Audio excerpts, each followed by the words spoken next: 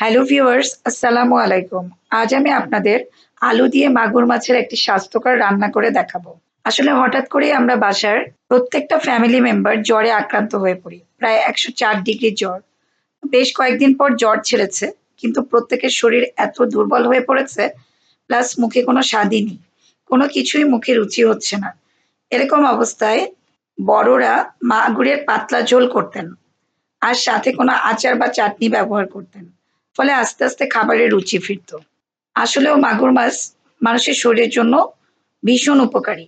কারণ মাগুর মাছ প্রচুর প্রোটিন, ক্যালসিয়াম, আয়রন, ভিটামিন সমৃদ্ধ। শরীরের রক্ত স্বল্পতা কাটাতে, হাড় মজবুত করতে এবং দাঁত ও চোখের জন্য তো ভীষণ উপকারী। তাছাড়া বড় যেকোনো মাছের তুলনায় মাগুর মাছে কিন্তু তেলও কম। তাই সহজপাচ্য। যাই হোক, আমি বড়দের কথা ফলো করে বাজার থেকে কিছু মাগুর মাছ নিয়ে আসালাম। সেটাই কেটে ধুয়ে নিচ্ছি।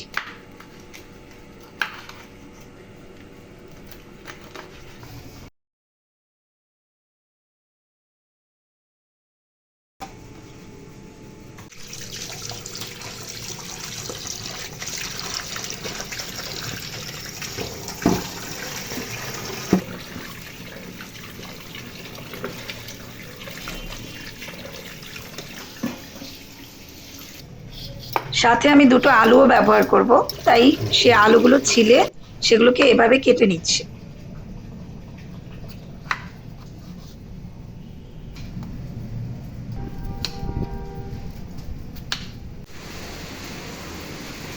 আজ আমি কাটা মাছ থেকে ১০-১২টি পিস রান্না করব।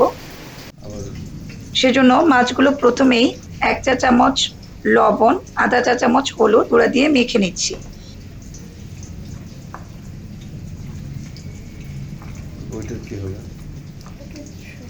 এবার একটি প্যান নিয়ে তাতে ৪ টেবিল চামচ তেল গরম করে নিলাম। তেল গরম হলে তেলের মধ্যে মাছগুলো ছেড়ে দিয়ে হালকা করে ভেজে নিচ্ছি। আঁচটা কিন্তু মাঝারি রেখেছি।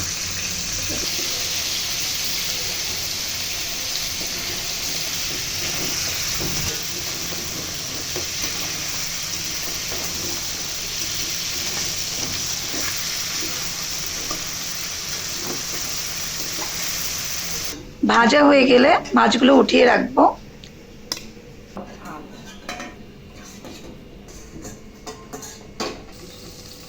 এরপর ওই একই তেলে কেটে রাখা আলুগুলো ছেড়ে দিয়ে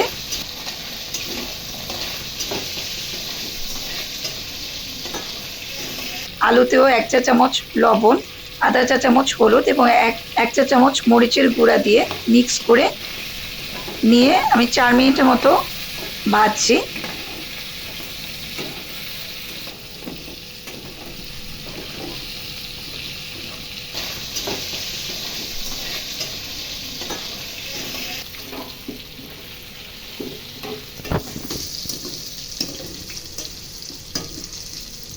এরপর এতে প্রায় ১.৫ লিটারের মতো পানি দিয়ে দিলাম।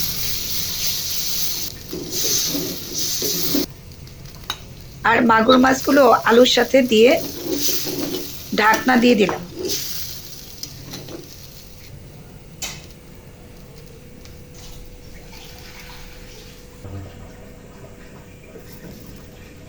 চুলার আঁচটা মাঝারির চেয়ে এখন একটু হাইয়ে রেখেছি।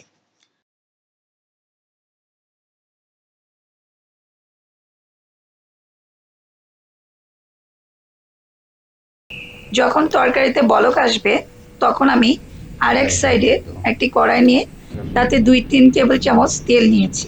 তারপর তাতে আধা চা চামচ জিরার ফোড়ন দিলাম। এরপর সেখানে ৩টি তেজপাতা, ১ টেবিল চামচ পেঁয়াজ ও আদা বাটা দিয়ে ৫-৭টি কাঁচামরিচ ফালি দিয়ে ২-৩ মিনিটের জন্য নেড়ে চেড়ে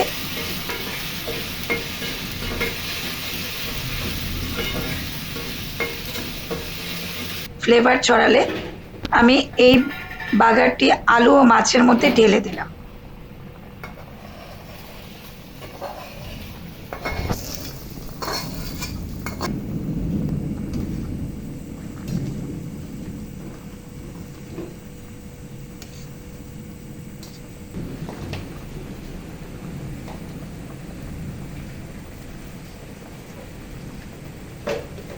তারপর একটু নাড়াচাড়া করে 1 চা চামচের মতো ঝালের গুঁড়া দিয়ে দিলাম।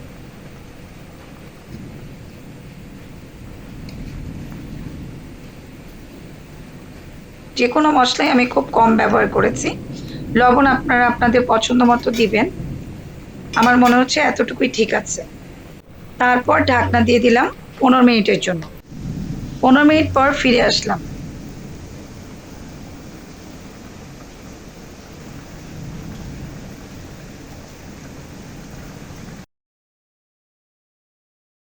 আলুটা সেদ্ধ হয়েছে কিনা দেখছি, প্রায় সেদ্ধ হয়ে গিয়েছে।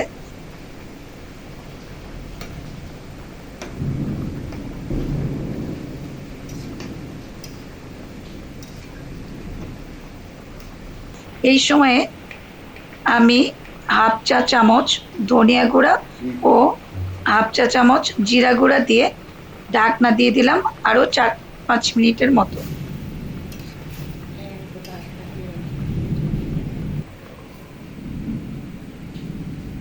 5 মিনিট পর ফিরে আসলাম। আমার রান্না হয়ে গিয়েছে। এরকম পাতলা ঝোলে রেখেছি। তাছাড়া আলুও ঝোল কিছুটা টানে। আমি এখানে খুবই কিন্তু অল্প মশলা ব্যবহার করেছি। এটা সাদা ভাত, রুটির সাথে একটু চাটনি বা আচার দিয়ে খেতে বেশ ভালো লাগে। আমার একটি চাটনি রেসিপি আছে, আই বাটনে ক্লিক করে দেখতে পারেন। আশা করি আপনাদের রেসিপিটি সহজ এবং ভালো লেগেছে। ভালো লাগলে আমার চ্যানেলটিকে সাবস্ক্রাইব করুন ও পাশে থাকা বেল আইকনটি চাপুন। আর যারা ইতিমধ্যে সাবস্ক্রাইব করেছেন তাদের অসংখ্য ধন্যবাদ। সবাই ভালো থাকবেন। আল্লাহ হাফেজ।